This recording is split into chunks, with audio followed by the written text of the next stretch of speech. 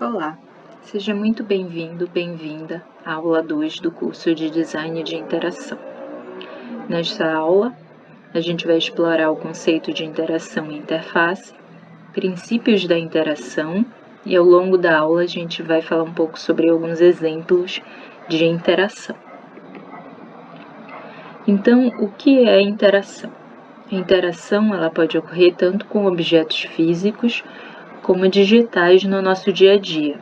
Então, ela vai depender muito do tipo da interface que a gente está lidando. Essa interface ela vai ser um canal de comunicação com o usuário que o mesmo vai fazer alguma ação para ter um feedback. E toda essa experiência de lidar com um objeto vai envolver diversas questões. Por exemplo, as ações que podem ocorrer nessa interação, como é que os elementos gráficos vão ser apresentados, o que é que pode ser mais intuitivo, mais fácil de compreender, o que é que exatamente em termos de interação é importante ter em uma interface.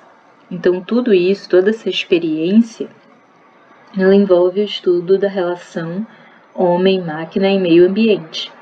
Também, com isso, traz estudos do comportamento, da experiência, da influência do meio, do contexto e da situação envolvida.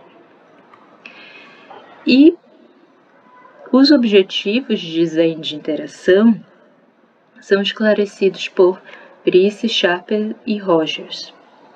Eles dizem que é importante identificar as necessidades, ou seja, essas necessidades vão estar ramificadas no negócio, nos clientes, no mercado e no público-alvo também. E a gente vai filtrar isso para estabelecer quais são os requisitos que realmente fazem sentido.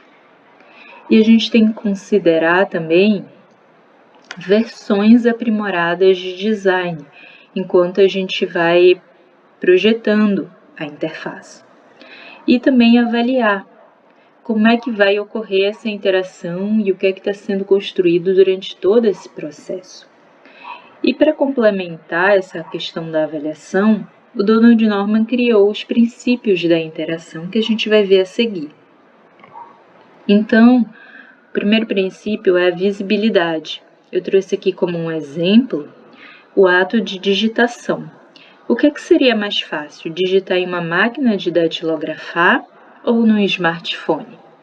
No smartphone é muito mais rápido, a gente utilizando os dedos, vai de uma forma bem ágil na tela, o sistema até completa as palavras, ele grava inclusive as palavras que a gente mais usa. E no primeiro exemplo, na máquina de datilografia, a gente precisa de um tempo um pouco maior para ter agilidade. A gente primeiro vai procurando as teclas, as letras que a gente precisa. Se errei alguma coisa, vai ter que tirar de novo a folha, colocar de volta. Então tem todo um cuidado na hora da visibilidade da ação de digitar. E feedback. Por exemplo, se o usuário vai enviar um e-mail e ele quer saber se a mensagem realmente foi enviada, o sistema vai dar um feedback para ele nesse sentido, dizendo se sua mensagem foi enviada com sucesso. Isso é muito importante para o usuário, para ele saber se a ação que ele fez está certa, se precisa corrigir alguma coisa e quais são os próximos passos dali em diante. Restrições. Eu trouxe aqui um exemplo do Donald Norman, que ele fala no livro dele, Design do Dia a Dia. E o exemplo que ele traz é sobre o sistema telefônico na universidade onde ele dava aula. Então, era bem complexo esse sistema, porque para ligar o telefone tinha que decorar um código de 3 números. E se eu quisesse recuperar uma chamada em espera, eu tinha que decorar esse código de 3 números e esperar uma mensagem para poder discar novamente, E se eu quisesse recuperar alguma chamada, eu tinha que de novo lembrar do código de 3 números, fazer uma rediscagem, esperar um sinal para discar, recolocar no gancho novamente e fazer outra chamada. E se eu quisesse recuperar uma chamada, mas em outro telefone, eu tinha que de novo tirar do gancho, colocar de novo, digitar o código de 3 números e lembrar, conforme qual for o setor, né, o ramal desse setor. Só que tinha vários, né? Então, olha quanta restrição de uso tem para o usuário para fazer coisas que deveriam ser simples. Então, tudo isso a gente tem que pensar na hora que a gente vai projetar uma interface. E mapeamento. Eu trouxe aqui um exemplo de sitemap. E aí a gente vê que tem um início, né? E tem ramificações para as principais seções do site.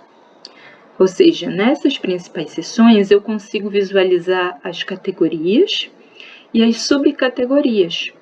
E eu sei, né, para onde estão as informações, onde eu quero ir, onde eu posso encontrar o que eu quero. Então, tudo isso facilita para o usuário entender como é que funciona, né, como é que ele vai operar a interface. Então, o mapeamento é muito importante na hora da gente pensar no projeto. E também a gente tem a consistência. Consistência ela tem a ver com coerência, ou seja, vamos supor que eu quero ter uma vida saudável. O que eu posso fazer? Dieta mais exercícios, que vai ser igual a ser saudável. Então, eu tenho que entender que existem passos, existem padrões, regras e uma lógica, toda uma lógica para conseguir o meu objetivo. Assim é com também o projeto de interface. A gente tem que facilitar a vida do usuário. E qual é a vantagem de eu aplicar esses princípios de interação no meu projeto? Primeiro, eu vou tornar a jornada do usuário muito mais simples. Eu vou reduzir a complexidade do uso. Eu vou evitar erros, ou seja, mesmo que haja erros, o usuário pode rapidamente corrigir esses erros e também evitar a desistência, de ficar vários minutos, né, procurando uma informação e não encontrar depois de desistir. E evitar um retrabalho. Poxa, eu tive tanto trabalho, né, para horas, às vezes dias, para terminar, né, essa interface, e aí eu vou ter que refazer tudo de novo. E também a interação flui sem perder tempo e a navegabilidade fica muito melhor. E atrelado a isso, quais são as boas práticas para a gente aplicar esses princípios de interação? Primeiro, a gente ajuda o usuário a compreender o funcionamento da interface. Fica algo mais agradável para ele, traz uma mensagem mais positiva. E também a gente pode incluir ações de saída. E para também saber quais são os próximos passos. E orientar o usuário como é que ele vai lidar, se ele vai criar algum conteúdo, se ele pode personalizar o conteúdo naquela interface.